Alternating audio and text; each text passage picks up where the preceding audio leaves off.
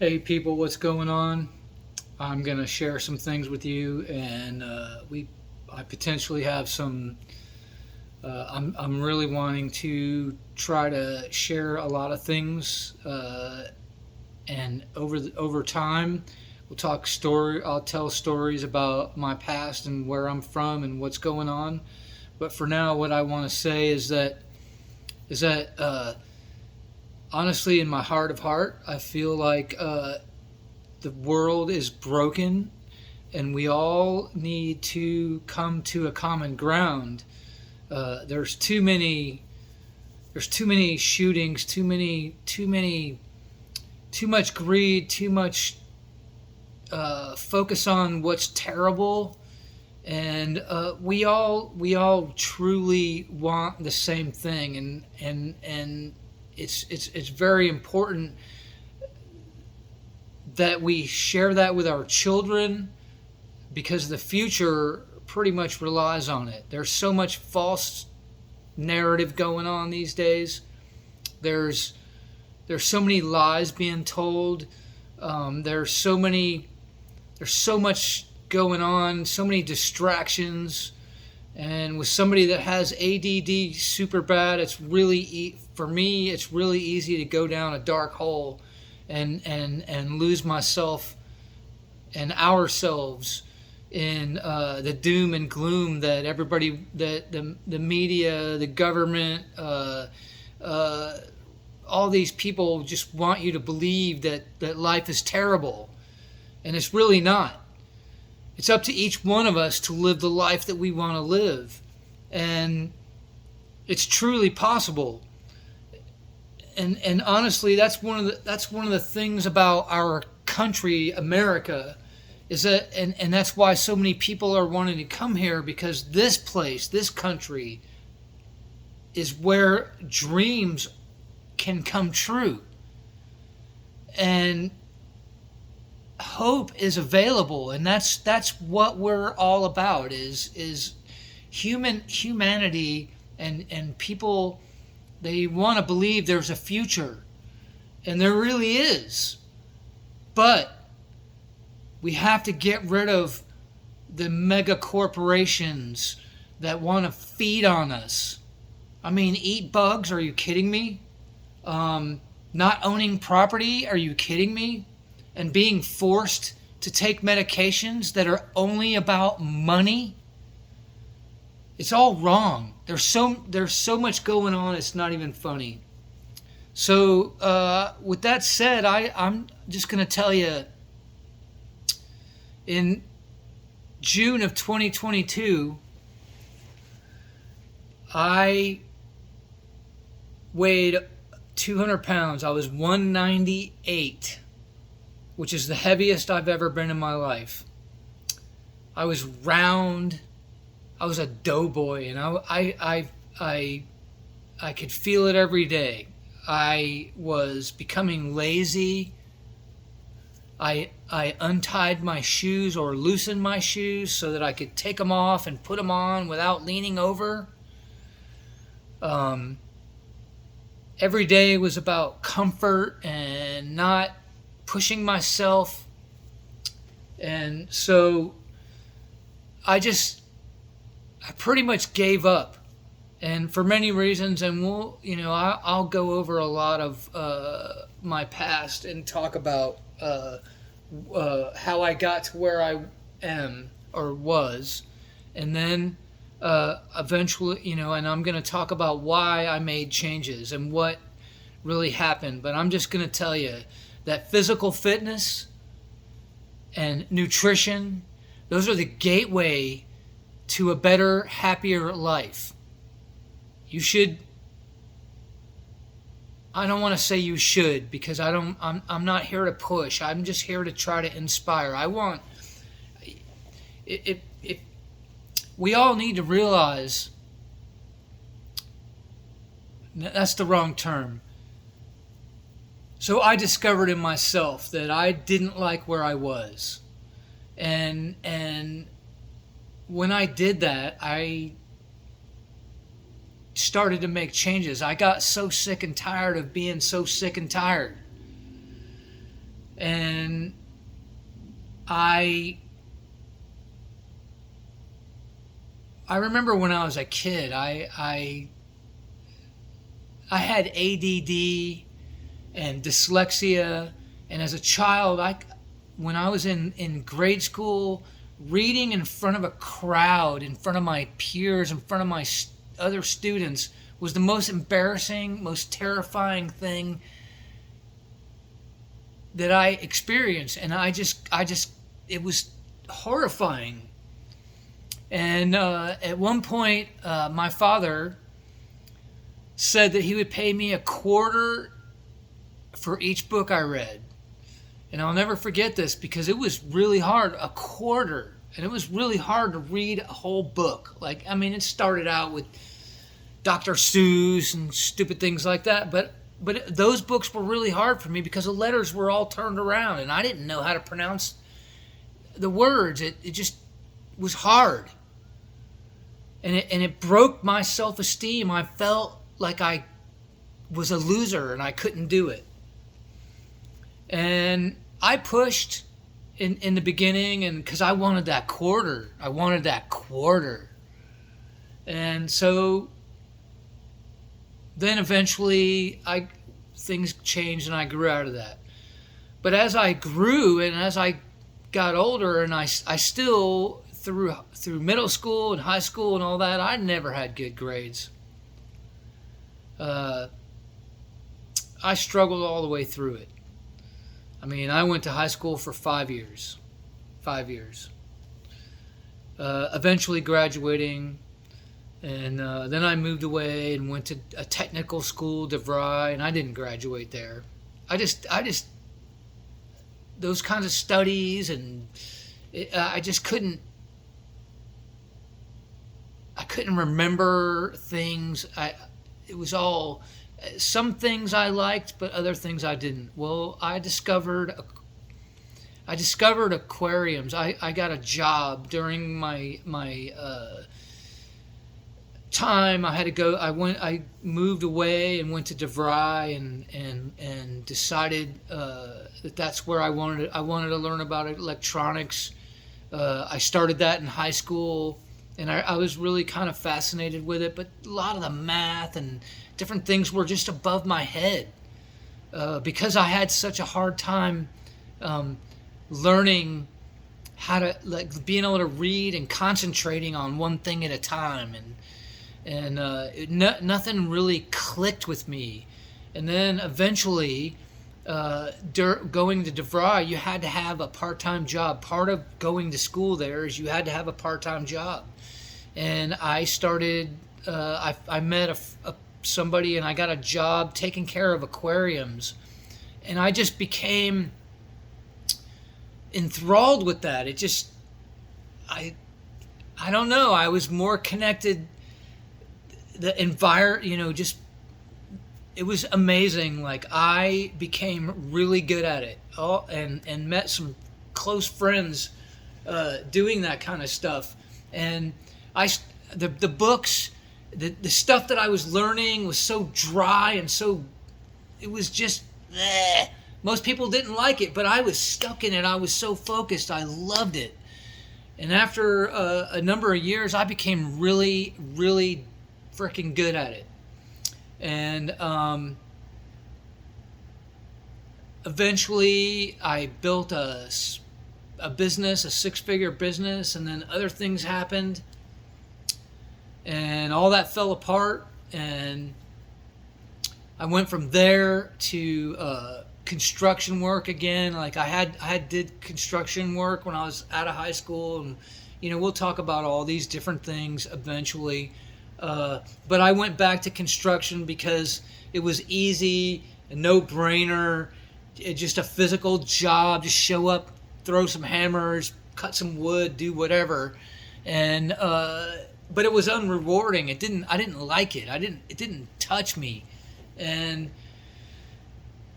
eventually I hated it, and then things happened, and I met somebody in the cell industry, and he was like, "Oh yeah, you can make a lot of money, you can do this, you can do that." And I was like, "Okay, let's do that." But you know what? I'm afraid of heights. And they said, oh man, because I was much older than most of the guys at this point in my life. All the guys were in their early 20s, all the guys climbing and doing the real tower, like big work, unless they've been in it for their whole lives. Most of the guys were much younger than me. And they were like, okay. The guy that I got hired by was like, man, you're smart and you're like way more technical and detailed and stuff. I'm gonna put you on the ground and you're gonna run test equipment. You're gonna run the crew. You're gonna do this and that. And I was like, hell yeah, I'm down. Let's do it. So I started learning all this stuff and learning about rigging and raising stuff in the sky, and all the other guys were climbing and doing their shit and da da da da da. And every day when we showed up at work, one of them climber fools would be too high or too stupid or too whatever to go up and do their thing. And then one day, my boss was, I showed up to work on time, like for real. I showed up to work on time every day. Most of those guys would drag in, hungover, drugged out, whatever. And I'm not saying that was straight. I'm just saying that I knew that I had to go to work the next day, so I didn't get wasted and not able to move. I just was functional. So one day we went to go and pick up the two climbers, and they weren't answering the door at the hotel that my boss was providing. And he was like, oh, go knock on the door again. I knock on the door. I could hear them in there. They were in there. And I could see him peeking out the window. It was like, what the fuck, dude? Open the door. Let's go to work. And then they opened the door, and the two tweakers, dude,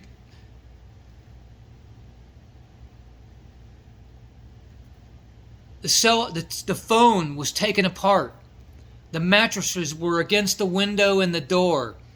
The electrical contacts in the wall, all the receptacles were taken apart. The whole room was like dismantled, and their hands, their fingers were all dirty, and they were like, huh. And my boss said, hey dude, I'll tell you what, if you tell me that you're too high to go to work, I'll leave, and you guys can straighten up, and we'll go back to work tomorrow. But if you lie to me, you're both fired and get the fuck out. And he said, are you high? And the one dude goes, no, man, we're not high. We're not high. We're not high. And the next thing you know, Ray was like, oh, you're both fired. Get out of here. And then he got me in the truck. He goes, hop in. Let's go. So I hopped in the truck. Then we drove to the job site. And I'm like, why are we even here? And he looks up at the tower and he points at the top and he goes, Tim, the money is at the top. And he said, you can either go up or we can go home and you can just not have work. And so I'm sitting there, almost 45 years old, with 4 kids and a wife they're like little...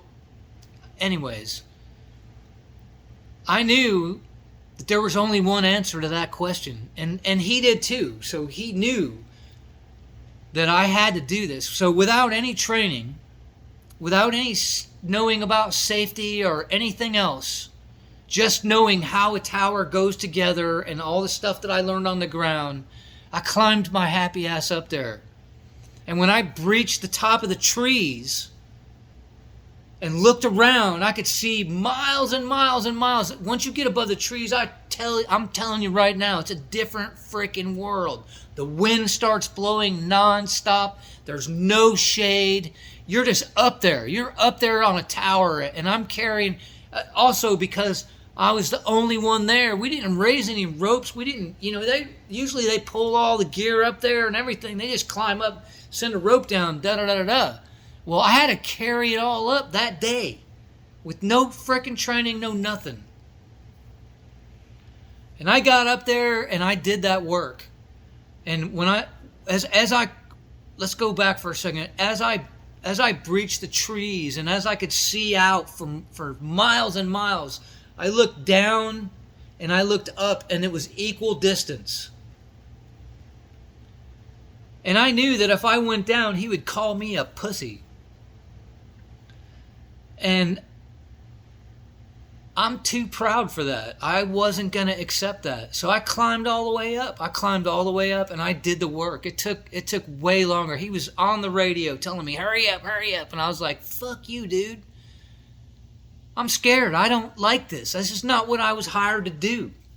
But I did it anyways. And when I came down, he's high-fiving me. Yeah, man, you did it. Now we're rolling. Now I got somebody who can work for me. Somebody who's not a total freaking loser. That was the beginning of 15 years of climbing towers with a bunch of young punks who thought they could outdo me every freaking day. One of the most dangerous jobs on the planet, and you can research it. Police, military, first responders, cell towers.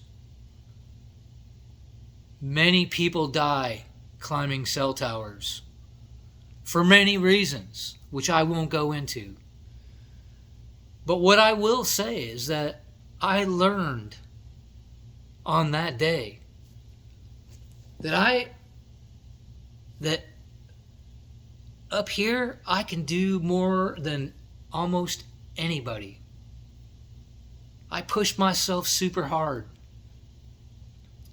And I continued, like I said, I continued to do that for 15 years.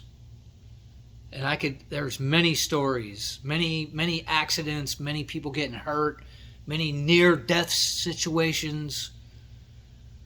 My family, the people around, well, not my wife, but my parents, close friends and people were, anyways. So with this is the introduction to how I got to where I am today. And I left climbing towers and have no regrets for many reasons. And during future videos, I'll talk about a lot of that. But what I want to talk about now is that after all that, and realizing that I and you are capable of way more than you think you are, and comfort and relaxing, like for instance, I don't live for Friday anymore. Friday is not the biggest day of my week. Every day I live for every day. Every day is my biggest day. I push myself every day. I wake up at 4 a.m. every single day, and I read, I meditate, and I work out before I go to work.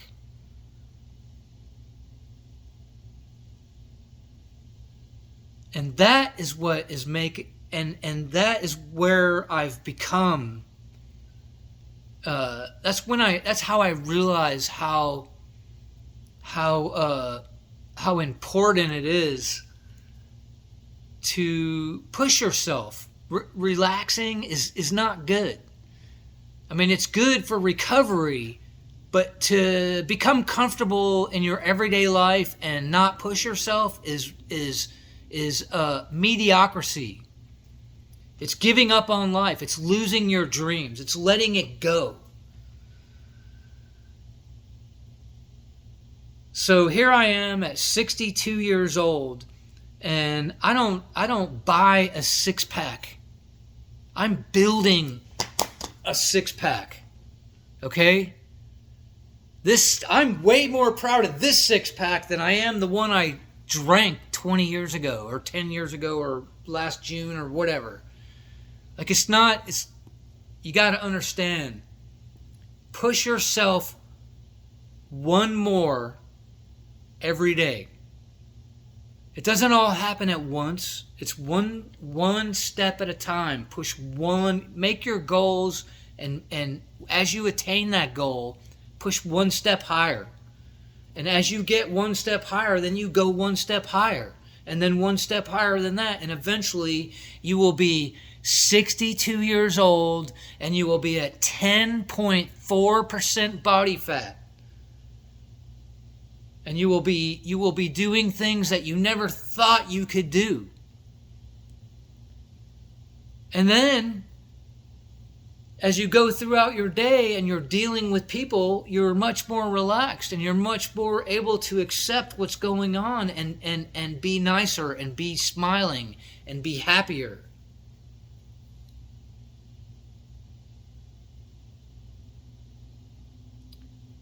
Just don't get comfortable. I'm not trying to tell you how to live your life. What I'm doing is showing you what I'm gonna do here throughout the series, and how, I want to help people see that by pushing yourself a little more on a regular basis, by looking in the mirror and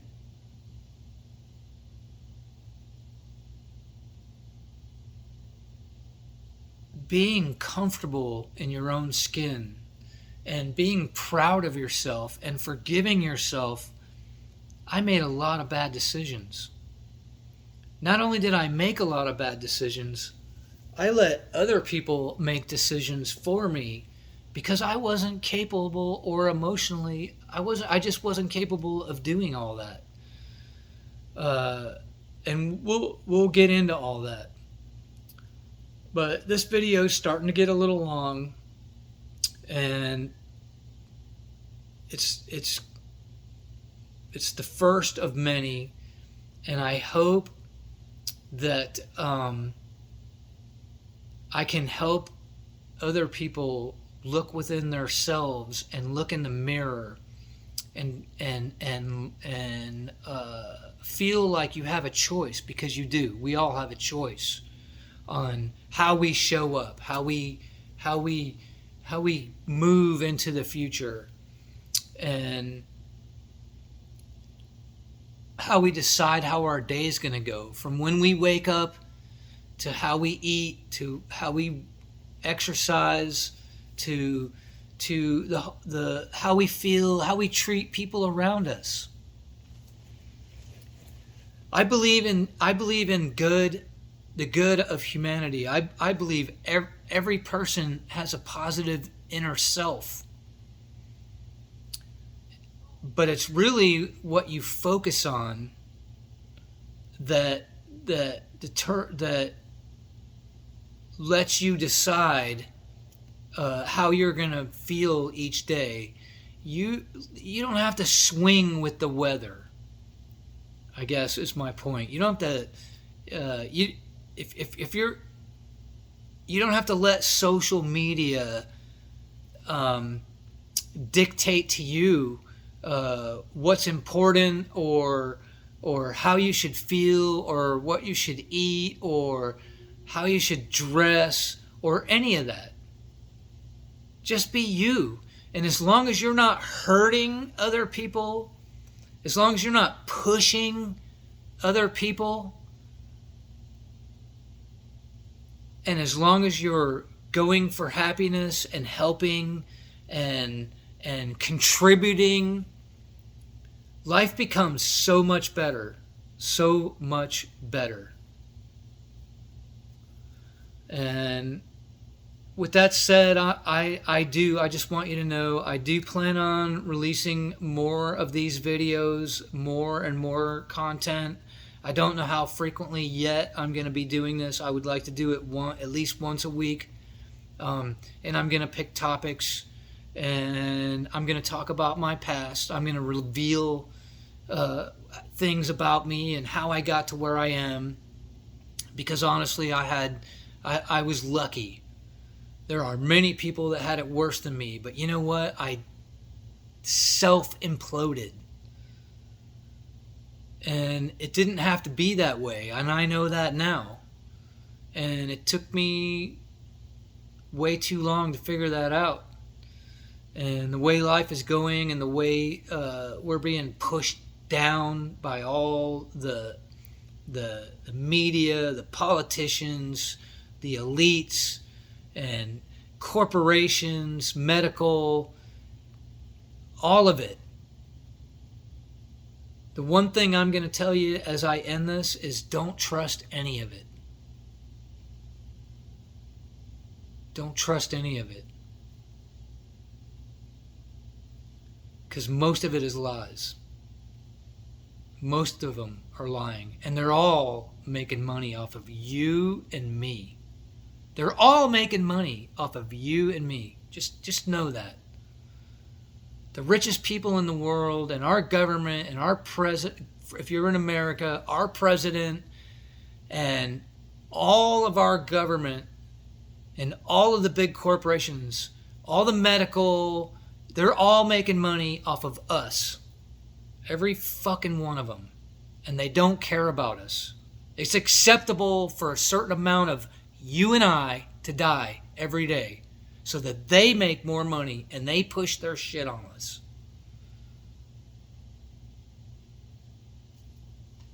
So I just want you all to know I love you, and I believe in the good. I believe we all have good. Just take care of yourself. Train hard, work hard, and I love you. Peace out.